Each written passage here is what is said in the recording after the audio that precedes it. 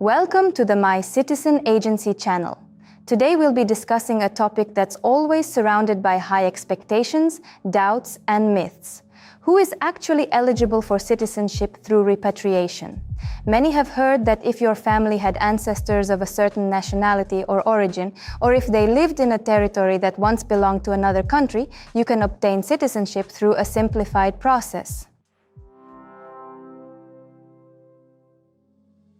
Repatriation is not just a family history, a similar surname, or stories from relatives. It is a legal procedure where documents, ancestry, the citizenship of ancestors, territorial affiliation, dates, archival records, and the requirements of a specific country are crucial. In this video, we'll examine who should seriously consider citizenship through repatriation, what grounds may apply, and why it's important not to draw conclusions based solely on family stories. Repatriation is the return of a person or their descendants to the country of their historical, ethnic, national, territorial, or cultural origin. Some countries grant citizenship to people who can prove a connection to that country through parents, grandparents, great-grandparents, or more distant ancestors. But every country has its own rules. In some places, ancestry matters. In others, it's the nationality listed in documents. In some cases, it's an ancestor's citizenship. In others, it's the fact of being born or having lived in a specific territory during a particular historical period. Therefore, the first important conclusion is that not everyone with a family legend can claim citizenship through repatriation. Those who can confirm their right with documentation have a real chance. It is particularly important to discuss territorial affiliation. This is one of the key factors in repatriation cases. In the histories of many families, there are situations where ancestors lived in the same city or village, but at different times, this territory belonged to different states. Borders changed, countries united and broke apart, regions came under different jurisdictions, and documents were issued by different government agencies. For repatriation, this can be decisive. For example, sometimes a person knows only the modern name of the country or region where their ancestor was born. But for legal assessment, it is not the modern name that matters, but rather which state the territory belonged to during the specific historical period in question, at the time of birth, residence, marriage, loss of citizenship, or another event that may be relevant to the case. This is precisely why it is important to verify not only the ancestor's nationality or surname, but also exactly where they were born, where they resided, in which years this occurred, what the territory was called during that period, which state it belonged to, what documents might have been issued by local authorities, whether archival records have been preserved. Territorial affiliation helps determine whether a person can claim citizenship through descent, restoration of citizenship, or a special procedure for descendants of residents of certain territories. Now, let's examine the categories of people who most often have valid grounds for citizenship through repatriation. The first category consists of people whose parents, grandparents, or more distant ancestors were connected to a specific country by origin, nationality, or citizenship. For example, documents may indicate an ancestor's nationality, place of birth, citizenship, residence registration, community affiliation, religious record, or other fact relevant to the laws of a specific country. It is important to understand oral family history is a good starting point, but not proof. It only points the way toward where to look for documents. The second category consists of people whose ancestors were born or lived in territories that belong to different states during various historical periods. This is a very common situation. A family may have lived in the same settlement for generations, but according to documents, that settlement belonged to different countries in different years. And here, specific details are crucial, not just where the family is from, but the exact location, date of birth, date of residence, archival records, and the legal status of the territory at that time. For some countries, eligibility may be based precisely on the fact that an ancestor was born or resided in a territory that was part of that state during a specific period. For other countries, this is not sufficient, and it will be necessary to prove the ancestor's citizenship, nationality, or the fact of loss of citizenship. Therefore, territorial affiliation is not a mere formality. It is one of the factors that helps determine whether a person has a legal basis for filing a claim. The third category consists of descendants of people who lost their citizenship or were forced to leave the country due to war, deportations, persecution, changes in borders, or other historical circumstances. Some states provide for the restoration of citizenship or a simplified procedure for the descendants of such people, but here too it is important to prove the facts with documentation. It is not enough to say, "My ancestor left because of the war," or "the family was forced to move." You must establish a legal connection, who the ancestor was, where they lived, what citizenship they held, when they left the country, why this happened, whether there are documents confirming these circumstances, whether the law applies to descendants of your specific degree of kinship. Sometimes historical events themselves serve as the basis for repatriation. However, government agencies evaluate not the family's general history, but the documents and compliance with the law. The fourth category consists of people who already have documents that directly or indirectly confirm the required origin, citizenship, nationality, or an ancestor's connection to a specific territory. These may include birth certificates, marriage certificates, death certificates, archival records, old passports, military documents, records of nationality, extracts from household registers, church or synagogue records, documents regarding a change of surname, migration documents, court decisions, residence registration documents. But it is not enough to find just one document. You must establish a complete chain from the ancestor who provides the basis for the claim to the applicant. For example, if the right derives from a great-grandfather, you must verify the great-grandfather's documents, then the connection between the great-grandfather and the grandmother or grandfather, followed by the connection to the parent, and finally the connection to the applicant. Government agencies review the entire set of documents. Do the first names, last names, dates, and places of birth match? Are there any contradictions? Are the translations properly executed? Is legalization, an apostille, or additional archival confirmation required?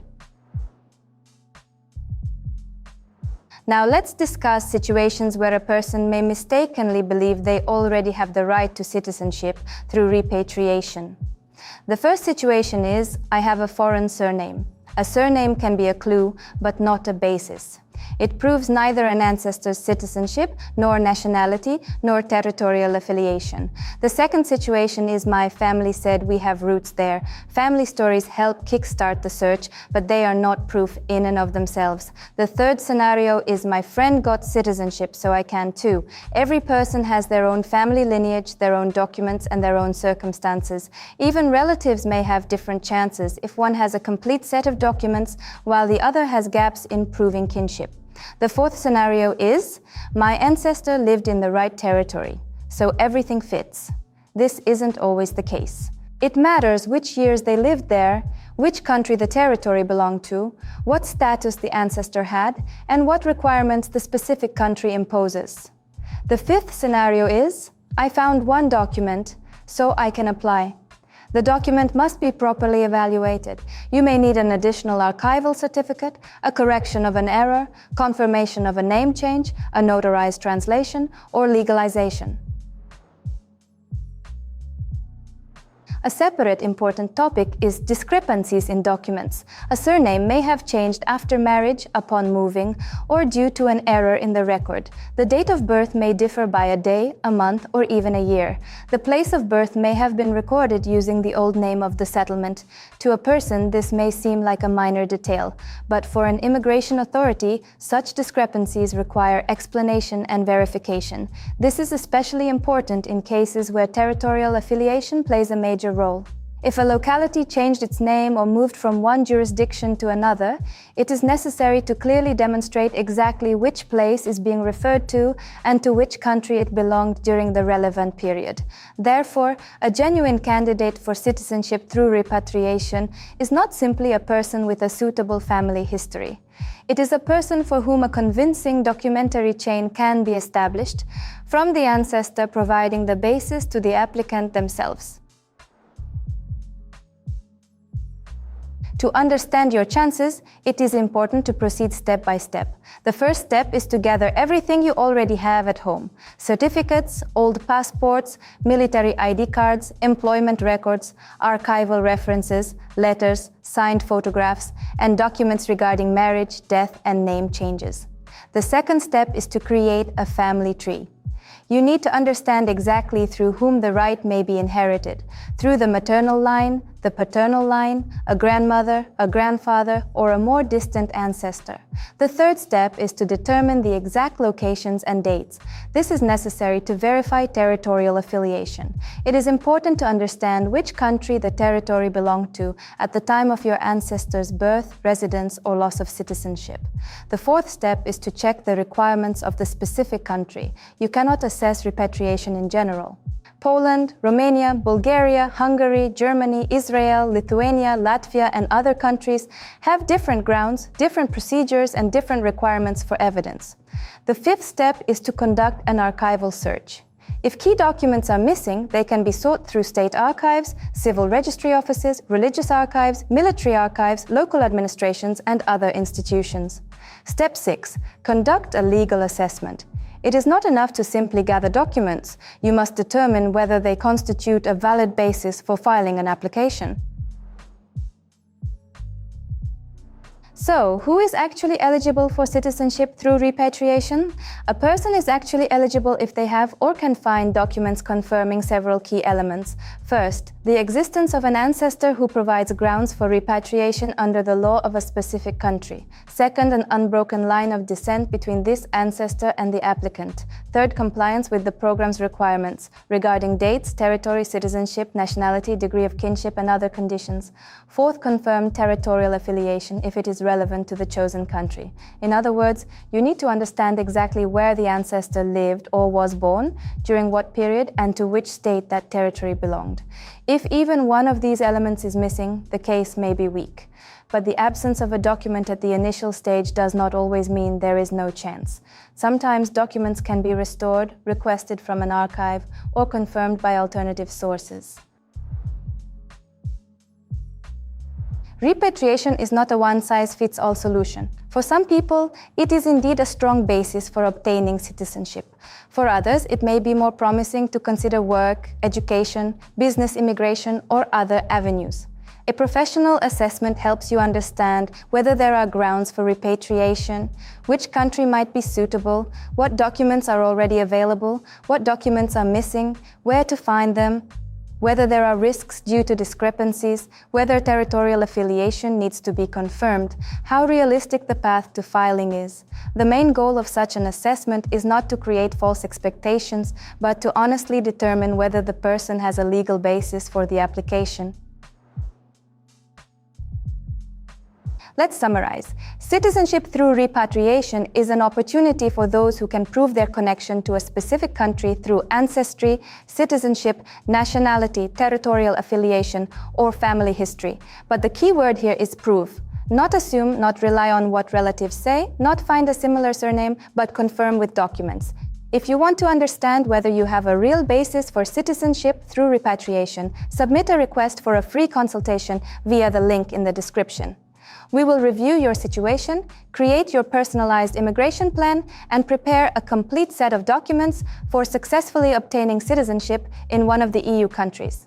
We work on a one-on-one basis, taking into account your goals, your lifestyle, and your specific situation. Thank you for watching this video. If you're interested in this topic, subscribe to the channel and feel free to ask questions in the comments. We regularly publish program reviews, answer frequently asked questions, and share important news about immigration law and life in the EU. Your journey to Europe begins with the first step. Mycitizenagency is here for you every step of the way.